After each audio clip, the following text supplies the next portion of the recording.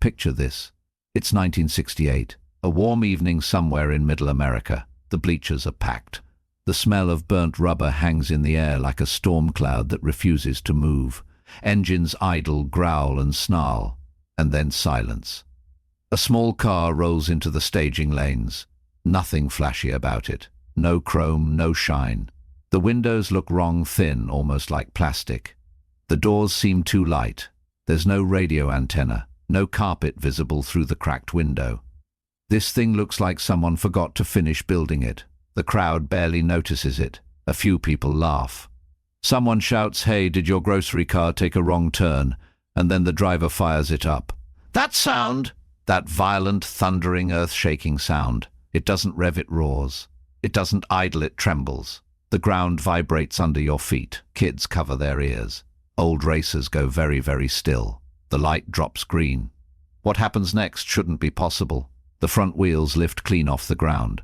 The rear tires shriek and smoke. And that little car, that boring, boxy, ordinary-looking little car, disappears down the strip like it was fired from a cannon. By the time the smoke clears, it's already over. The time slip reads numbers that make officials look twice. Then look again. This was the 1968 Dodge Hemi Dart. And within months of its first appearance, the NHRA, the most powerful drag racing organization in America, would do something it almost never did. They banned it. Not because it was dangerous, not because it was illegal, but because it was too perfect, too fast, too dominant. The rulebook didn't have a category for something this extreme, so they rewrote the rules specifically to kill it. And here's the twist. Years later, even the NHRA would quietly admit banning the Hemi Dart might have been the biggest mistake they ever made. Because instead of erasing it from history, they turned it into a legend. Today, surviving examples sell for over $1 million. Racers who were there still talk about it in hushed, reverent tones. And every time one of those 80 original cars fires up at a vintage drag event, crowds gather from across the country just to feel what 1968 felt like. This is the full story of the most controversial muscle car the NHRA ever banned. Let's go back to the beginning. America on fire, 1968. America was addicted to speed. Politics was burning. Culture was shifting. But on the drag strips, one thing stayed simple. The faster your car, the higher your status. Full stop. Detroit understood this completely. Ford had the Mustang and kept pushing it harder. GM answered with the Camaro Z/28 and the Chevelle SS396. Numbers that seemed impossible 5 years earlier were now on factory window stickers. But Chrysler wasn't interested in competing. They wanted to humiliate the competition. Their weapon? The 426 Hemi, an engine so dominant it was banned from NASCAR after just one season. In 1964, Chrysler entered 4 cars at Daytona. All 4 finished in the top 4. The competition complained. NASCAR changed the rules. The Hemi didn't disappear. It went to the drag strips and found a home that suited it even better. By 1968, NHRA Superstock was the most watched class in drag racing. Factory teams battled every weekend. Money poured in, fans packed the bleachers. And inside Chrysler's engineering division, a small team was quietly building something nobody saw coming. Not even the NHRA. Building a Weapon A small team. A secret mission. And a car nobody would ever suspect. The plan was almost insane. Build a factory car road legal, sold through dealers optimized for exactly one thing. Not commuting. Not cruising. The quarter mile. The base car was the Dodge Dart. Compact. Practical. The kind of car a grandmother drove to the grocery store. Completely unremarkable. Which was the point. In drag racing, weight is the enemy. The Dart was significantly lighter than Chrysler's bigger muscle cars, so they stripped it further brutally.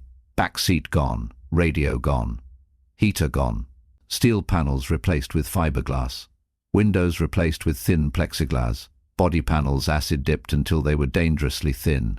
What remained was a skeleton, built around one heart, the 426 race Hemi, 2 massive carburetors, forged internals, an exhaust with no interest in being quiet, official rating, 425 horsepower, actual output, widely understood to be north of 500 in a car barely over 3,000 pounds. Only 80 were ever built. delivered directly to racers.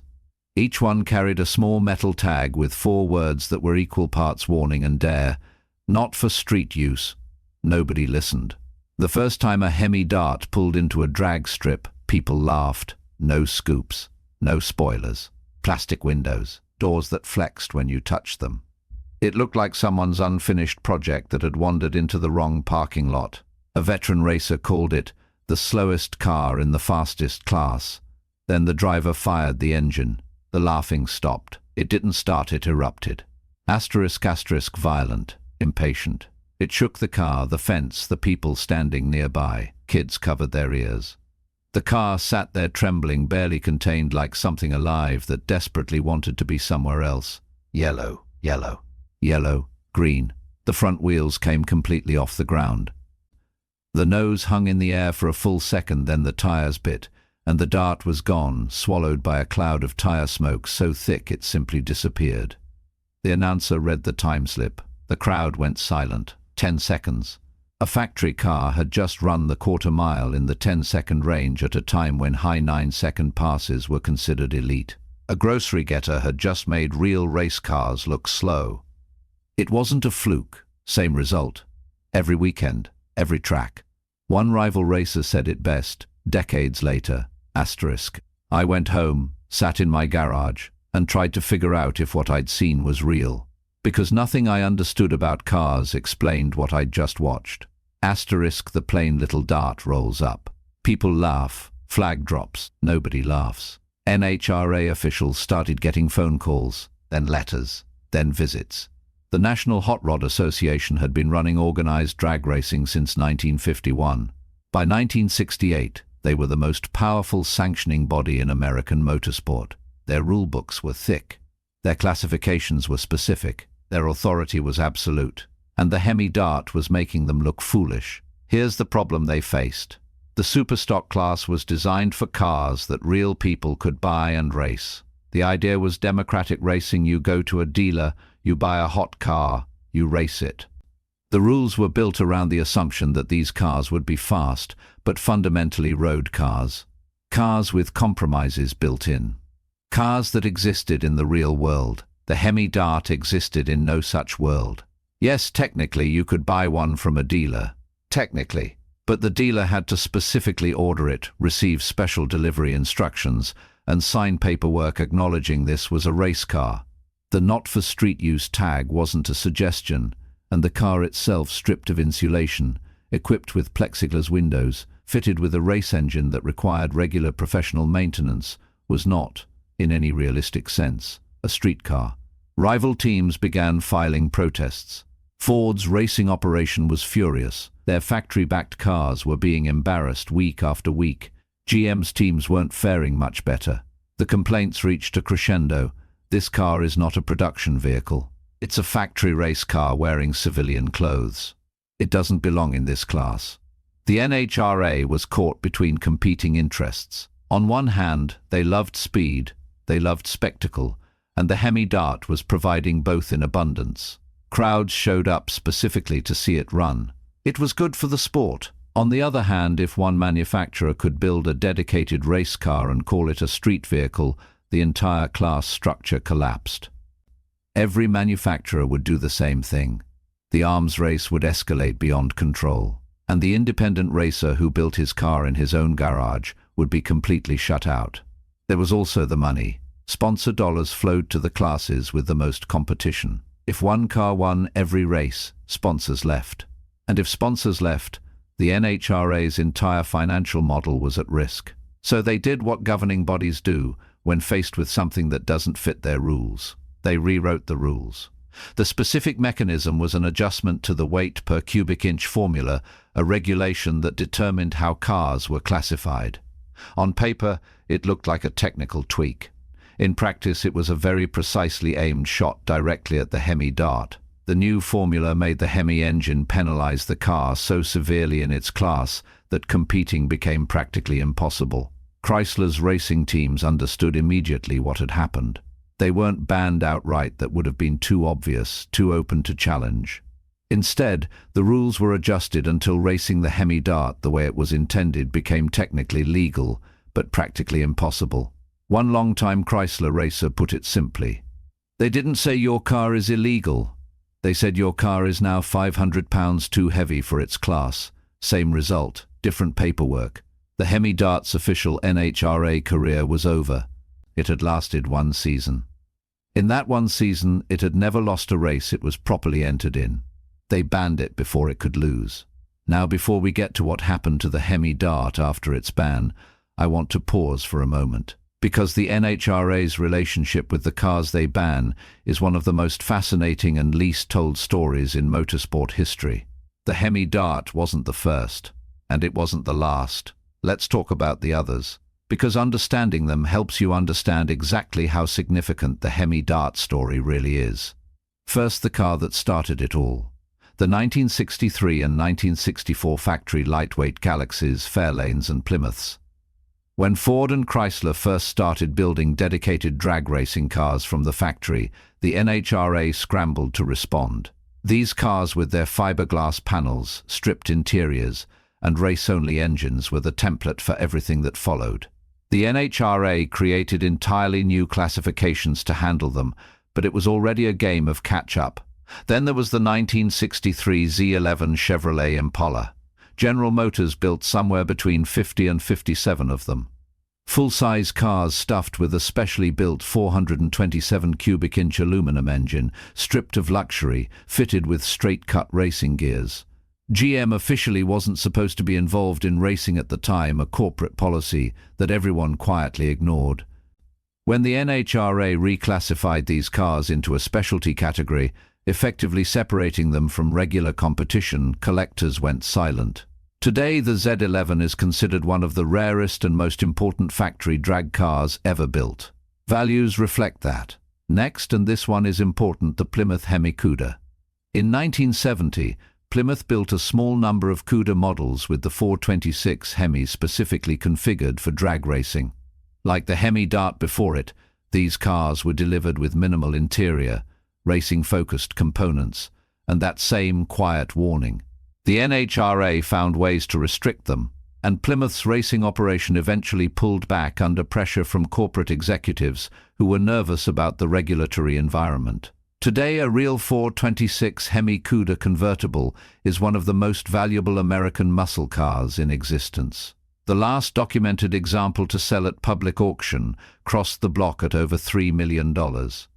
But perhaps the most extreme example, the car that makes even the Hemi Dart look almost reasonable, is the 1969 Dodge Charger Daytona and the 1970 Plymouth Superbird, the winged cars. Massive aerodynamic wings bolted to the trunk, extended front noses stretching 2 feet past the bumper. Designed for NASCAR superspeedways where aerodynamics at 200 miles per hour mattered enormously.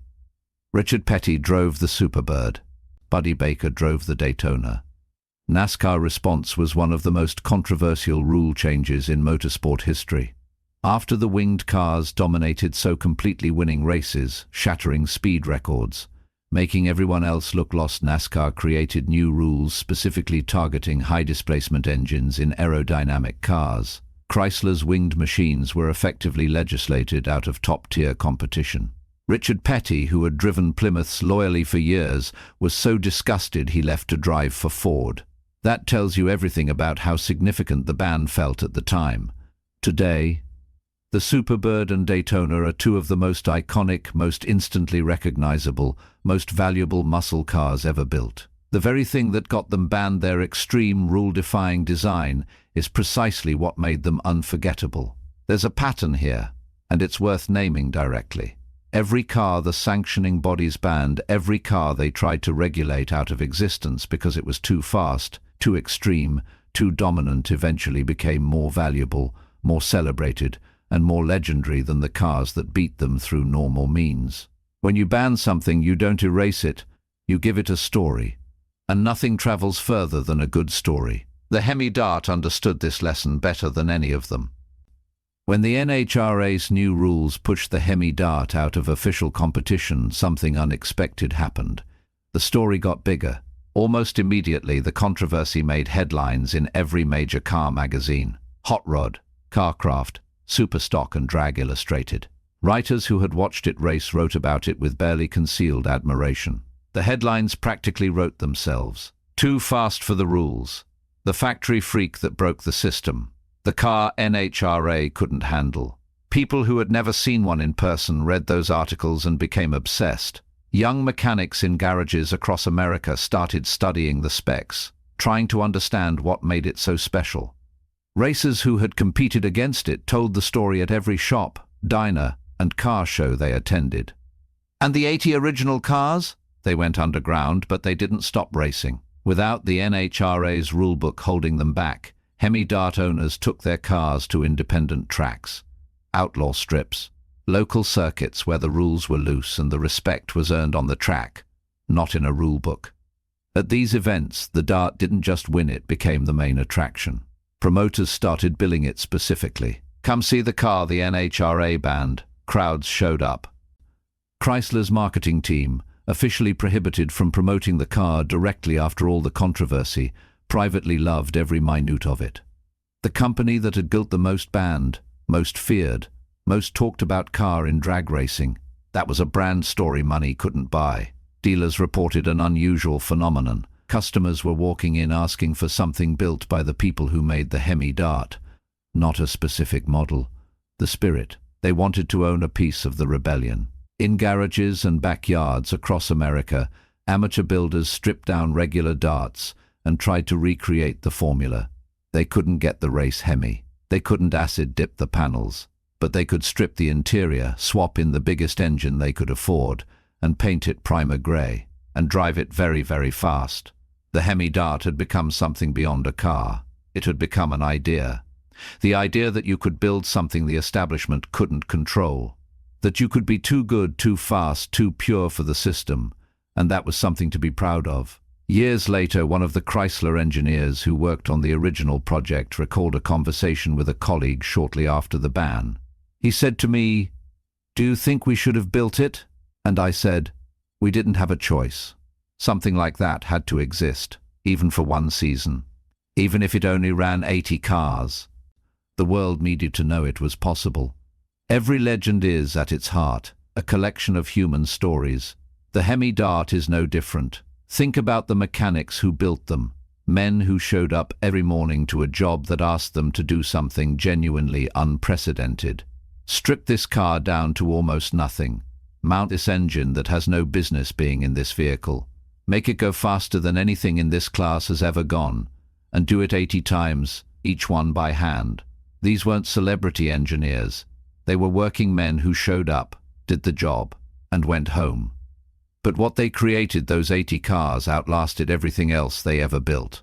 Their names aren't on a plaque anywhere, but their fingerprints are on every bolt of every surviving Hemi Dart.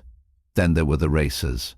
One racer who received his car in early 1968 said the delivery driver who brought it was a retired mechanic who had helped build the engine. "He handed me the keys," the racer recalled, "and he looked at me very seriously and said, 'Don't let this car kill you, and don't you dare let it lose.'" I wasn't sure which one he was more worried about. The racing season that followed was the best of that racer's life. He won every event he entered. He got fan mail, handwritten letters from people who had seen him race and wanted to know about the car. A teenager from Ohio wrote a 5-page letter describing, in careful detail, how he had watched the Dart for the first time and immediately decided he wanted to become a mechanic. The teenager decades later became a well-known engine builder who has worked on some of the fastest drag cars in America. He says the Hemi Dart started it all. That's what these cars do. They change trajectories. They plant seeds. Then there are the people who preserved them, because 80 cars, built in 1968, driven hard, raced constantly, most of them should not have survived. They were never meant to last. They were consumables in a way, used hard and retired. But some people understood what they had. A racer in California who retired his Dart after the ban covered it in plastic sheeting and stored it in his garage. He never sold it, never loaned it, never even let most people know he had it. When he passed away in the 1990s, his children found it under the sheeting, perfectly preserved. The auction result left the family overwhelmed. Another, a mechanic in the South who had worked on 3 different Hemi Darts. during their racing careers spent 22 years tracking down one example to restore. He sourced original parts from 4 different states, drove 14,000 miles total on parts hunting trips, built a network of fellow enthusiasts across the country. When the car was finally finished, he drove it to a car show and parked it in the back corner. No big display, no sign, just the car. By the end of the first day, it had the biggest crowd of anything at the show. Because when you stand in front of a real Hemi Dart, a real one, you feel something. It's not comfortable. It's not pretty in any conventional sense. There's nothing soft about it. It's aggressive, spare, and almost hostile in its single-mindedness. But it's honest, brutally, completely honest. Every part of it says exactly what it is. And that honesty, after decades of increasingly complex and compromise-ridden machines, is almost shocking. Today, the 1968 Dodge Hemi Dart is considered one of the holiest of holy grails in American muscle car collecting. Authentic, documented examples have sold for over $1 million at auction. Truly pristine, race-documented cars with original engine, original documentation, and verified racing history could realistically fetch far more. Even incomplete, partially modified examples routinely sell for hundreds of thousands of dollars. But the money almost misses the point. The Hemi Dart's real legacy lies in what it inspired. You can see its DNA in every extreme factory performance car that came after it. The 1969 Dodge Charger Daytona, the 1970 Plymouth Superbird, the 1970 Dodge Challenger T/A. And then, decades later, the 1992 Dodge Viper, essentially the same formula updated for a new era. Strip it down. Stuff in the biggest engine you can find. Forget about compromise. And in the modern era, the 2018 Dodge Challenger SRT Demon, a factory-built, street-legal drag racing car that produced 840 horsepower, lifted its front wheels off the ground on launch, and was sold with a "not for street use" warning on its window sticker. Sound familiar? The NHRA banned the Demon from competition too, by the way. Some things never change. But beyond the direct descendants, the Hemi Dart established something philosophical that runs through the entire Mopar identity to this day. The idea that the most extreme answer is sometimes the right answer. That building something too wild for the rulebook isn't a mistake, it's a mission statement. Every time Dodge releases a new Hellcat, a new Demon, a new red-eye cars with 800 or 900 or 1,000 horsepower that practically dare the competition to respond, they're speaking in the same language as those engineers who built 80 Hemi Darts in 1968 and sent them out into the world. At vintage drag events today, when one of the surviving Hemi Darts is fired up and staged, something happens that is genuinely difficult to describe. Old men who raced in the 1960s go quiet. Their eyes change.